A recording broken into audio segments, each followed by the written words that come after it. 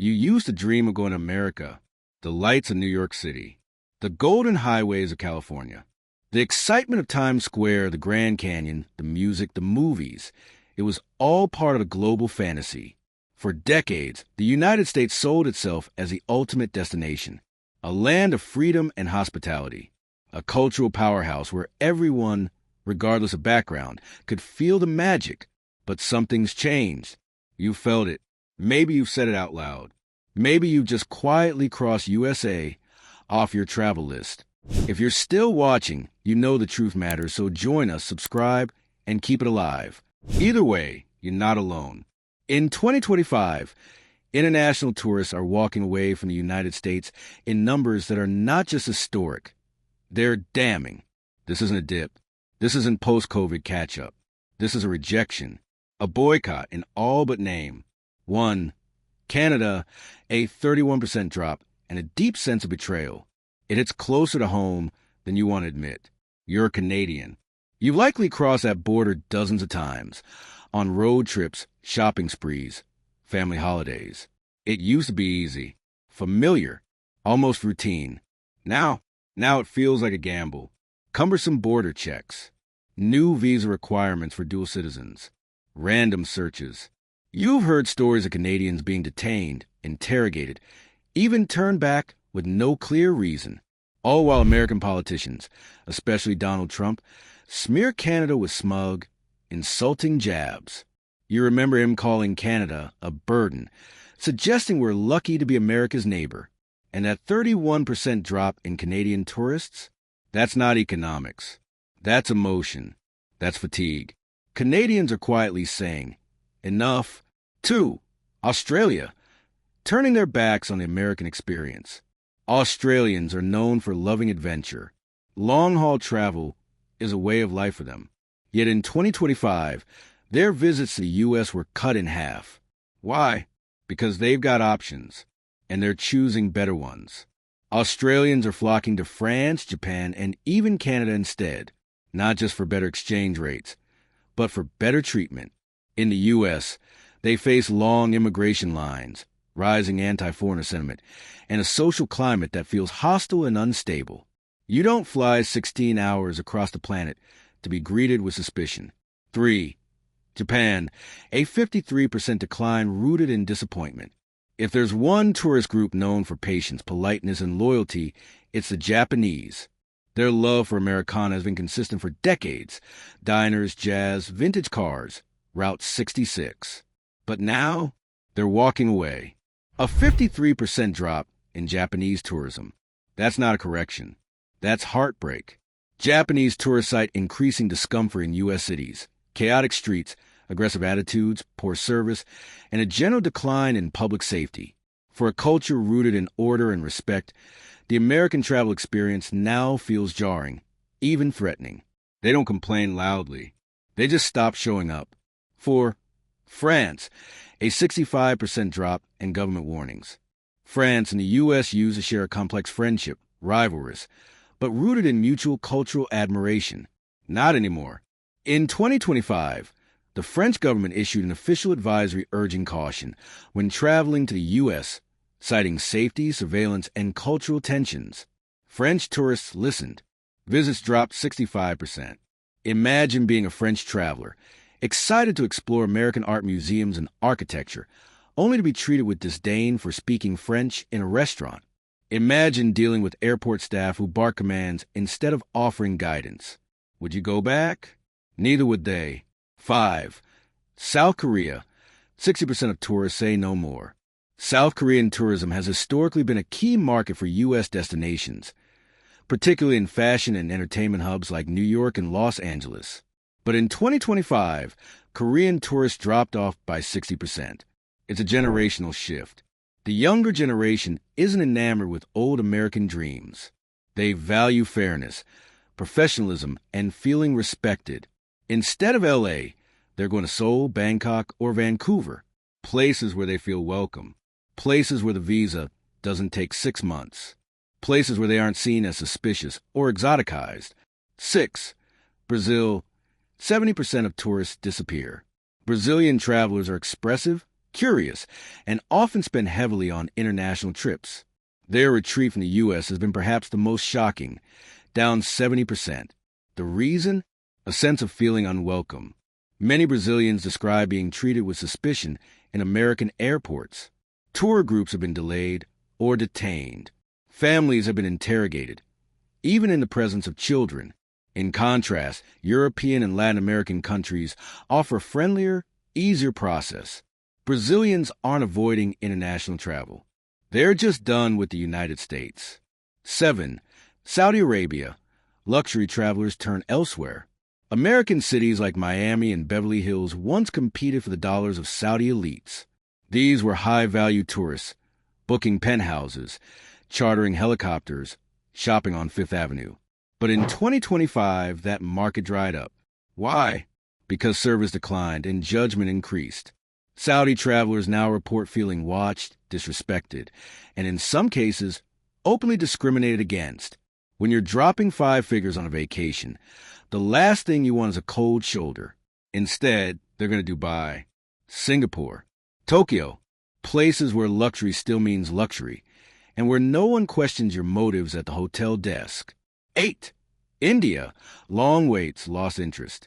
India's growing middle class is hungry for travel. They're ready to explore. But the U.S.? It's making them wait. In 2025, Indian families face 6 to 8-month waits for a tourist visa. Even business-class travelers couldn't secure appointments in time for trips. Many simply gave up and chose other destinations. And then there's the rising anti-immigrant rhetoric in the U.S. How many Indians, especially those with brown skin and accents, are willing to be randomly selected for extra screening? How many want to be stared at, searched, or asked invasive questions? India's tourists now rank the U.S. below Japan, Australia, and even Canada in travel desirability. 9. United Kingdom. 44% decline from an ally. If there's one country that has historically stuck by America, it's the UK. Shared language, shared media, shared wars. But not anymore. In 2025, British tourism to the U.S. dropped 44%. Brits are citing mass shootings, political instability, and a poor overall experience. They're choosing Spain, Portugal, Italy, and even former colonies like India over the United States. When even your closest ally starts thinking twice, that's not a trend. That's a message. This isn't a conspiracy. It's not a single policy misstep. It's a pattern. One country after another, rich, poor, allied, independent, has decided that visiting the United States isn't worth it anymore. The reasons are diverse: visa delays, safety concerns, discrimination, service decline. But the conclusion is the same. The dream is over. The American travel experience, once aspirational, has become unpredictable and cold. From the moment you apply for a visa to the moment you pass through border control, the process feels adversarial. No one wants to spend thousands of dollars to feel like a suspect. Tourism is more than economics. It's diplomacy. It's connection.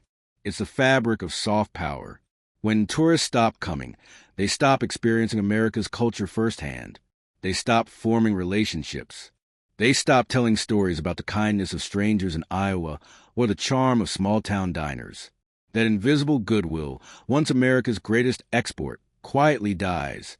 And no ad campaign, no influencer trip, no Super Bowl commercial can replace that. So where do you go now? You probably already changed your travel habits. You've picked Europe, or Asia, or stayed closer to home. Maybe you wanted to see the Statue of Liberty. Maybe your kids begged for Disney, but you hesitated. And maybe now you've stopped just hesitating.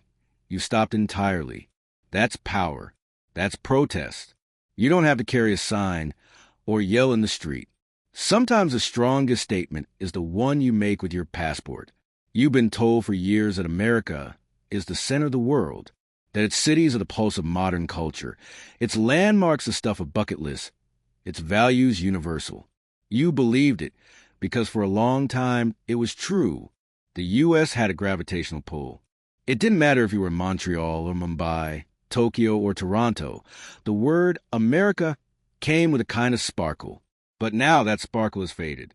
Not just because of politics, though yes, Trump's return in 2024 threw gasoline on the fire, but because of something deeper. A creeping realization that the dream America sold to the world no longer includes the world. You started to notice it when you crossed the border from Windsor to Detroit and saw the abandoned buildings towering over potholes. You felt it at the airport when a family ahead of you was pulled aside and questioned for 40 minutes. You heard it in your friends' stories about the aggressive questioning, the hard stares, the constant surveillance. You realized something chilling. They don't trust you, not as a traveler, not as a neighbor, not even as a citizen of a peaceful, allied nation. And what's worse, they don't seem to care that they're losing you. Let's talk about hospitality, or the lack of it. In much of the world, hospitality is sacred. In Italy, a guest is a gift. In Thailand, visitors are treated with warmth and joy. In Japan, service is an art form. Even in Canada, we take pride in politeness, in being welcoming, even if we get mocked for it sometimes. But in America, hospitality has become a transaction, a cold, corporate, joyless exchange. You check into a hotel and get attitude at the front desk. You dine in a restaurant and are made to feel like an inconvenience if you don't tip 25% on the dot. You ask the directions and get a shrug, or worse, a scowl.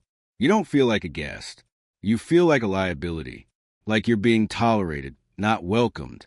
And when you're spending thousands of dollars for a trip, when you're using your hard-earned vacation days, when you're bringing your family somewhere you thought would be exciting and safe, you start to ask yourself, why am I doing this to myself? And then there's the safety. Let's be honest. There's a level of risk you expect when traveling. Pickpockets in Paris, scams in Bangkok, maybe even an occasional protest in a city square. But in the U.S., the risk feels different, heavier, sharper. It's not petty crime you're worried about. It's random violence. You check the news and see another mass shooting at a mall, in a school, during a parade. You see video footage of people sprinting through Times Square after a loud bang. You hear stories of tourists caught in the crossfire of American chaos. And suddenly, that itinerary you planned feels absurd. You don't want to walk around downtown Chicago after dark. You don't want to ride the New York subway. You don't want to explain to your children why the hotel has a metal detector and why the active shooter drills are so normal there. Other countries have problems, yes, but not like this. Not this predictable unpredictability. Not this routine of tragedy. Even the American dream, once so alluring, now feels claustrophobic. You look around and realize it's a country that can't take care of its own people. Rampant homelessness outside $500 a night hotels. Sick people going bankrupt for basic care. Racial tensions boiling under the surface. College kids saddled with debt. Workers striking just to survive. You think, if this is the dream, I'll take something else. You begin to see travel differently. Not as a chance to absorb America's greatness, but as an emotional calculation. Will this place treat me with kindness? Will it protect me? Will it respect me? And increasingly your answer is, no, not there. What's striking is how little America seems to notice or care. The numbers are damning. Double-digit drops across nearly every continent, from long-standing allies to new economic partners. And yet, there's no national conversation, no campaign of humility, no attempt to win back trust. It's like they don't even know they're bleeding influence. Instead, they double down on suspicion, more surveillance, more barriers, more bureaucratic red tape.